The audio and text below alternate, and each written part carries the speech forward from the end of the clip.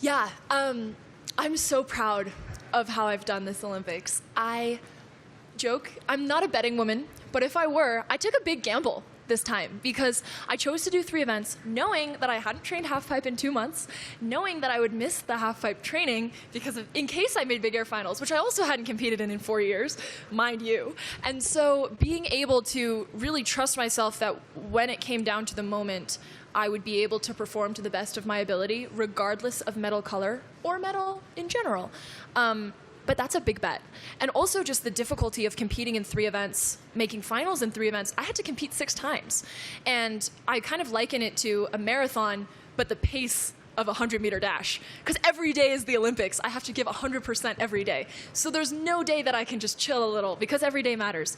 So I guess what I mean to say with that is I have done something that I took a big risk in trusting myself, and I'm glad that I did. I walk away as the most decorated freeskier of all time, male or female. I have the most gold medals of any freeskier ever, male or female. And that is something that I'm so, so proud of. It's unbelievable to me. It's still surreal. And so I appreciate all the people who support me and who hopefully take up free skiing maybe because of me, or at least maybe heard about free skiing for the first time. Those are the people who I do it for. Otherwise, I just encourage people to use that energy and direct it to something that makes the world better in their own way. I think I'm making the most amount of good with the powers that I have as a 22-year-old athlete, and I think in this way I'm benefiting the most people. If people disagree with me, if they have other skill sets, which I'm sure they do, then I encourage them to direct it elsewhere and to make the world better in their own way. As young women, I think it is easy to doubt.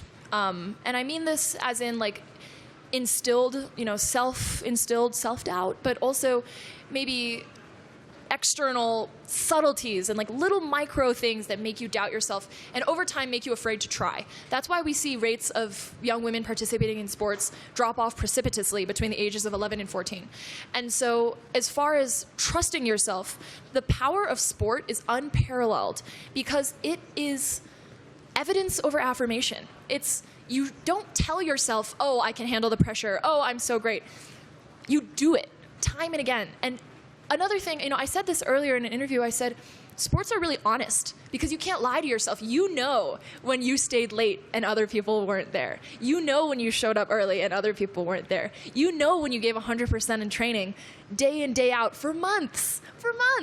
And so it's not about, at the last second I tell myself a chipper little line and call it a day. It's the fact that I look back on quite literally years, like decade of hard work, of pouring my heart and soul into this sport. And so it's trusting myself, but it's building that trust every day. And so that's a big reason why I encourage more young girls to get into sports, because I think that the power it has to build and instill that confidence in people is a really special and unique form. Oh yeah, I guess I didn't answer the second question. So it's Fashion Week in Milan. So I have the other job, the other fashion thing. No, I'm really excited to just explore some other avenues, be creative and explore my femininity through fashion, which is something I've always loved, and to kind of put that in juxtaposition with skiing and with sports. And I think that they can coexist so beautifully. And so I hope to represent that next week in Milan. A big thing is I'm not afraid to try. I take big risks, and for the last 2 Olympics, it's worked out. But even if it hadn't, I think I left nothing on the table. Like, I know that looking back at this Olympics and the months that preceded it, there's quite literally nothing that I could have done more. Like, I did everything I could, every single day. Every single thing that I could. Like, if you can think of something, like, oh, I should do this now, I've done it. I have done every single thing I could possibly do for this Olympics. And so it's like if things didn't go my way, I wouldn't regret feeling unprepared. I wouldn't regret feeling like I could have done more. And so that, I also think, instills a bit of confidence in you, because you can never control the result. You can never control the outcome, but you can control the preparation. And most importantly, you can fall in love with the process. 特别自豪，特别开心，因为我一直说拿到1块奖牌，1块奥运奖牌已经非常非常难了。那么连续拿到6块奖牌，等于是6次100%拿奖牌率，这个就是不可思议对自己的一种要求，我都不敢这么去说。我觉得我来奥运之前，我不敢这么去说，对吧？我只能控制我一天一天最多的努力吧。然后我一天一天来，我一直在开玩笑，这次奥运有点像马拉松的距离，但是100米的配速，因为我每天就已经付出了100%的自我了。那么能拿到这些奖牌，我觉得更重要是用这个平台让世界看到自由式滑雪，让世界尊重中国队，然后同时能和李峰辉他也不在，一起去分享这个奖台，领奖台也让我感到非常开心，非常自豪。Thank you, Charlotte. That's very kind. Oh man. Do I think? I think overall I'm just a pensive person. Like I'm an introspective young woman. Like I spend a lot of time in my head, and it's not a bad place to be. I journal a lot. I break down all of my thought processes. I think I apply a very analytical lens to my own thinking, and I kind of modify it because it's so interesting. You can control what you think. Like you can control how you think, and therefore you can control who you are. And especially as a young person, like I'm 22, so with neuroplasticity on my side, I can literally become exactly who I want to be. How cool is that? Like how empowering is that, right? And so the fact is I get to become every day the kind of person that me at age 8 would revere. Like I would be obsessed with me today. Are you kidding? I would love me. And I think that's the biggest flex of all time, that you can have like little younger you be proud of you today. And so I guess for me, it's like, yes, I spend a lot of time in my own head. Yes, I think a lot, but it's not really like in an egotistical kind of way. It's in like a tinkering, like a scientist kind of way. I'm always like trying to modify. I'm trying to think, how can I be better? How can I approach my own brain the way that I approach my craft of free skiing, so that I can be better tomorrow than I was today? Yeah, I think for me, global beneficial impact is like my central theme. And there are a lot of different avenues that anybody can do that. And I think it's more assessing your individual skill set and trying to say, okay, what is the way that I can, as a person, do the most good in the world? So right now, I'm young, I'm energetic, my body is like physically as capable as it can be compared to 30 years down the line. So it makes the most sense for me to do that through the avenues that I'm exploring now: fashion, sport, and skiing. Down the line, I think it will absolutely take a different form. Yeah, I think as I age and as I grow, and the avenue of highest optimization will change. I'm not going to be too specific in answering that because I don't want to commit myself to something. But do I have ideas? Yes, absolutely. So when I had this press conference 4 years ago, a lot of it was theoretical. I say I want to inspire more girls to try skiing. I don't even need to do that anymore because now we can just look at the numbers.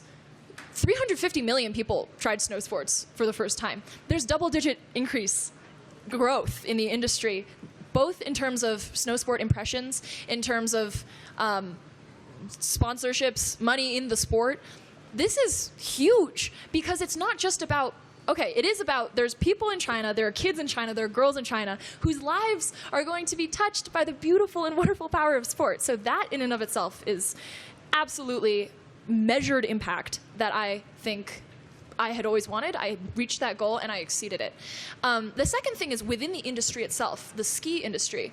There are more eyes on this sport than there were 4 years ago. There are more people paying attention to it now. The fact is a rising tide raises all boats. And so this is also good for every other athlete competing, regardless of what country you compete for. And so that kind of mentality of I want to bring the sport to more people to hopefully benefit people outside the sport and also be able to give back to my own community, free skiing, and everybody who partakes in it now. As a competitor, I don't want to generalize, but as a competitor myself, I think the thing we yearn for most is a worthy opponent. I think there's something so beautiful in that. It's not about beating other people, but it's about this sense of healthy competition. That's what sportsmanship is. That's what the Olympics are about. If I went to a middle school and beat everybody at free skiing there, it's not exciting for anybody, right?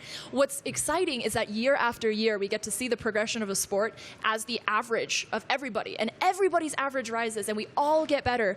And maybe the people at the top are contributing a little bit more, but everybody is contributing to to that growth. And that's something that's really special to me. So do I welcome that? Yeah, absolutely. I mean, I love to compete. I love to win, but I love to compete and I love to ski. And so if I were to put that in order, I would say I love to ski first, and then I love to compete, and then I love to win. But at my heart and soul, I like to ski. Yeah. And then I know you said that was the last question, but I just want to say something really quickly. The reason I was late is that I just found out that my grandma passed away, and she was a really big part of my life growing up, and someone I looked up to immensely. She was she was a fighter, and I think what's so interesting is that a lot of people just cruise through life, but she was a steamship. Like, this woman commanded life, and she grabbed it by the reins, and she made it into what she wanted it to be. And she inspired me so much. The last time I saw her before I came to the Olympics, she was very sick, so I knew that this was a possibility. I didn't promise her that I was going to win, but I did promise her that I was going to be brave, like she has been brave. And that's why I keep referring to this theme of like betting on myself and like being brave and taking risks. It actually goes back to that promise that I made my grandma. And so I'm really happy that I was able to uphold that and hopefully do her proud. But it's also a really difficult time for me now. So I really apologize for being late, but like that's what was going on. Sorry. Guo Feng. Yeah, that's my middle name, Feng, for her. Yeah. Gu Ailing, Chef, for Thank sharing you. your emotions with us. That's all what we have for today. Thanks for attending on-site or online. And these are the last words from Livigno Snowpark press conference room. Stop the live stream now. Thank you.